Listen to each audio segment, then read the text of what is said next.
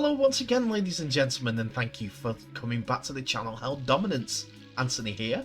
Please remember to like and subscribe, and also click that notification bell if you enjoy what you're seeing and if you want to see more. Coming up in today's episode, we have the final game of the championship weekend as Whitehaven face local rivals Workington, the concluding games, scores and scorers from League One, and reports from Parramatta Eels versus West Tigers.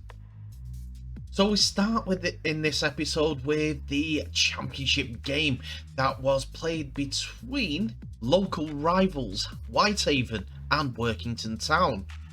Both teams are looking to climb the table as Whitehaven have only won 2 of their 7 games so far, while Workington have yet to find the winning touch. Both teams had real injury concerns, so short-term loans were the name of the game for this weekend's fixture. Injuries saw the debuts given to Hull FC trio David Litton at fullback, Jacob Hookham at hooker, and Marcus Walker at prop. For Whitehaven. For Workington Town, looking for their first win of the season, Will Tate starts at centre on debut after joining from Hull KR on loan, and Warrington youngster Daniel Bruin is on the bench after also joining on loan.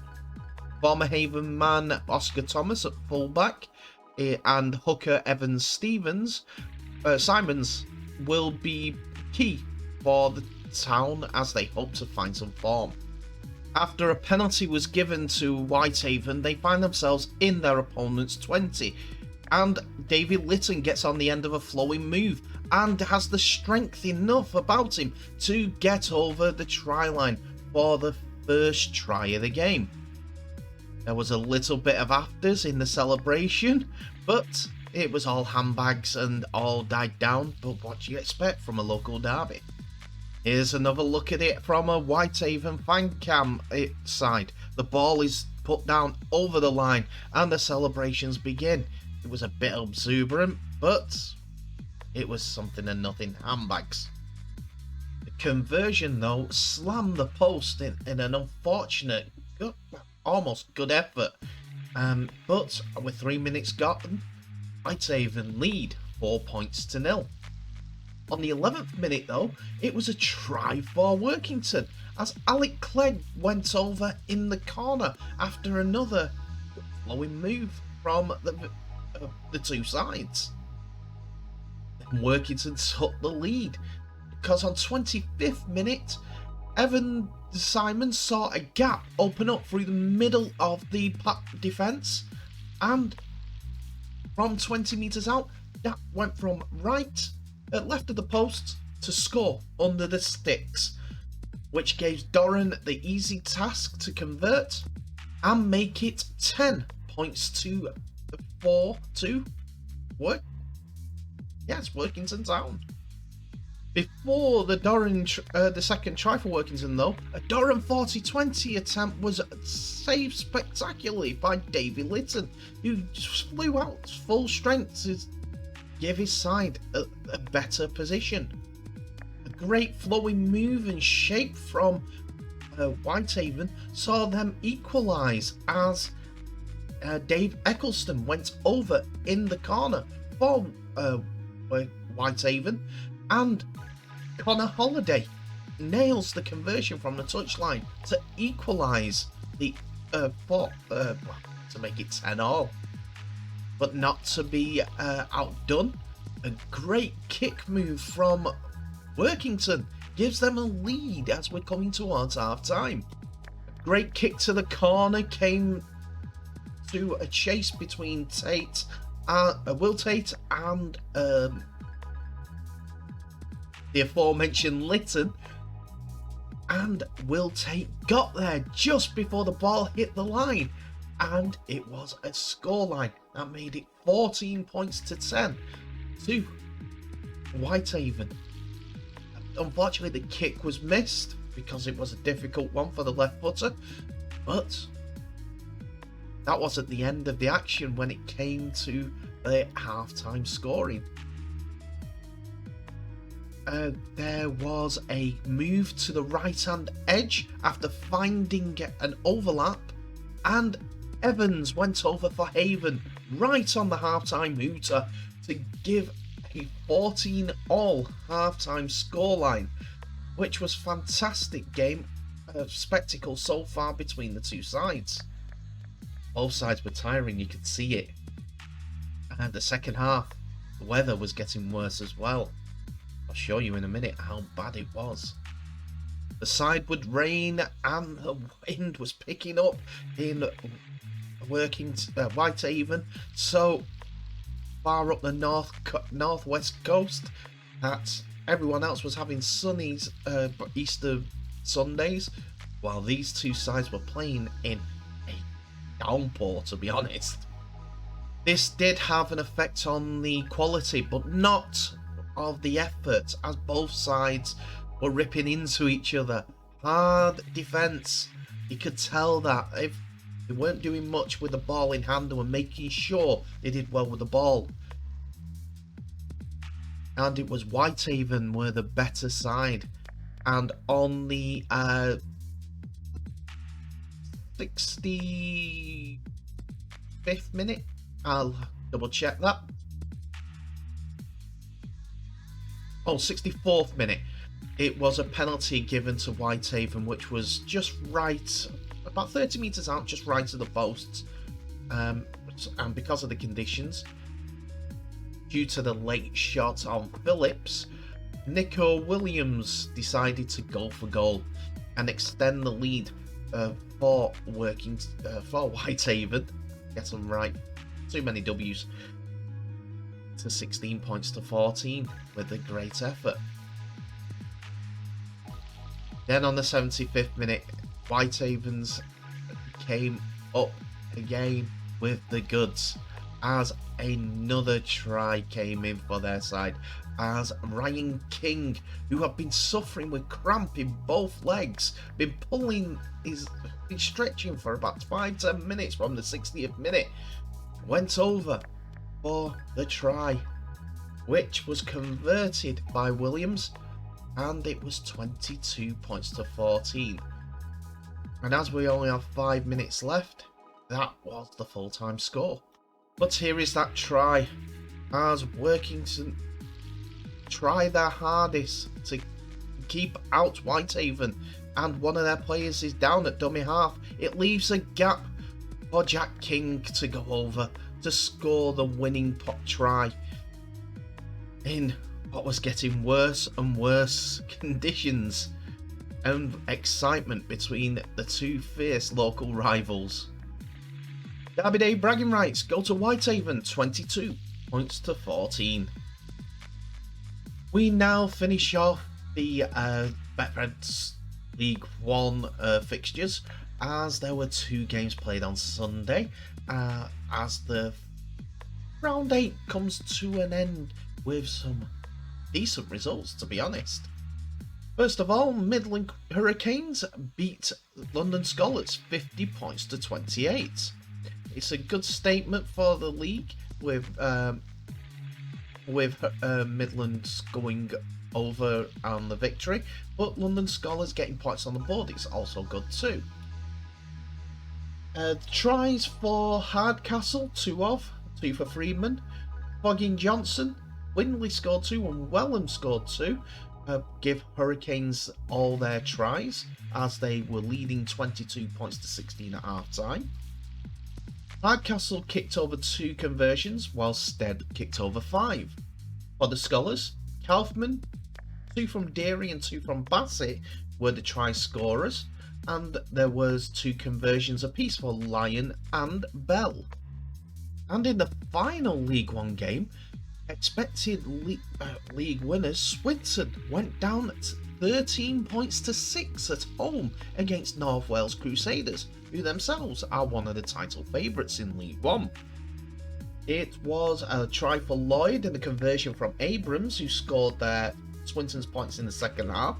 But in this tough contest, Eckley and Rodden scored the 2 tries for North Wales Crusaders, while Johnson kicked over 2 conversions. And Billsborough got the all-important drop goal to seal the win for the Crusaders. So here's what it means in the league standings. North Wales Crusaders are the only team unbeaten so far this season from their 4 games and winning 4 games, as Swinton dropped to second with their defeats against the Crusaders. Rochdale Hornets move up to third with their 3rd win of the season, while Keighley Cougars got their 3rd win of the season also. At the bottom, West Wales Raiders have got the week off, while Cornwall and London Scholars still sit in the 10th and 9th positions respectively.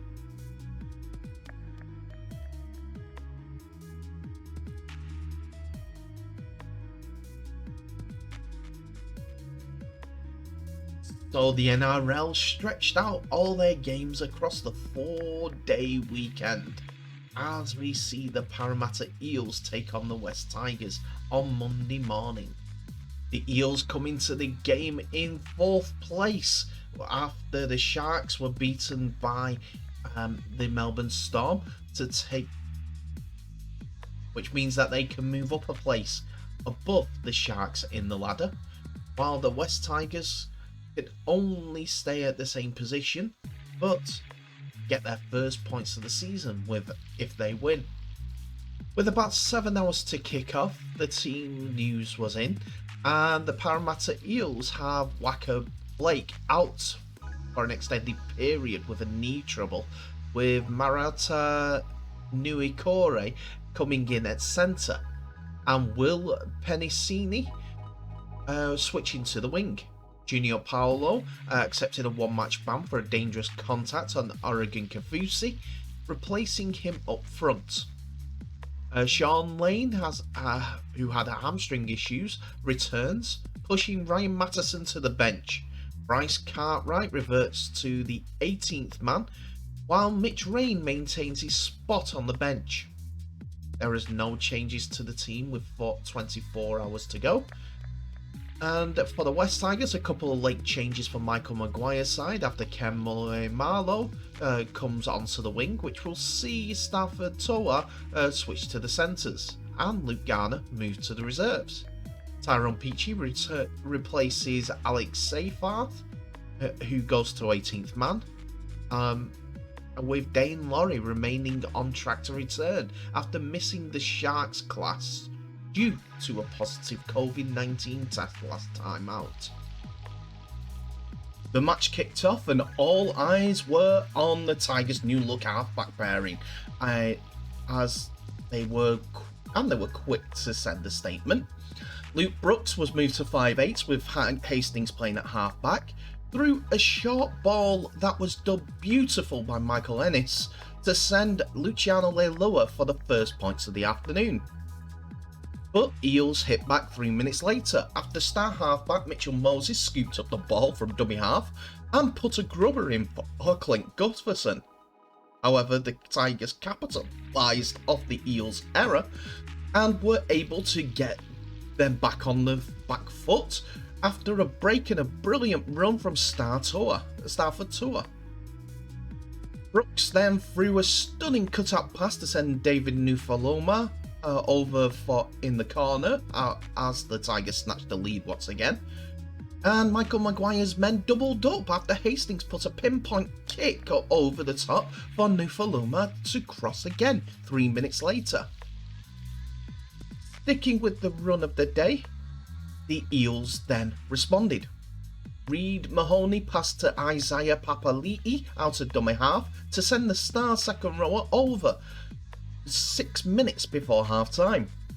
The Tigers were inching to get back out on the field, and it only took them 8 minutes to cross again.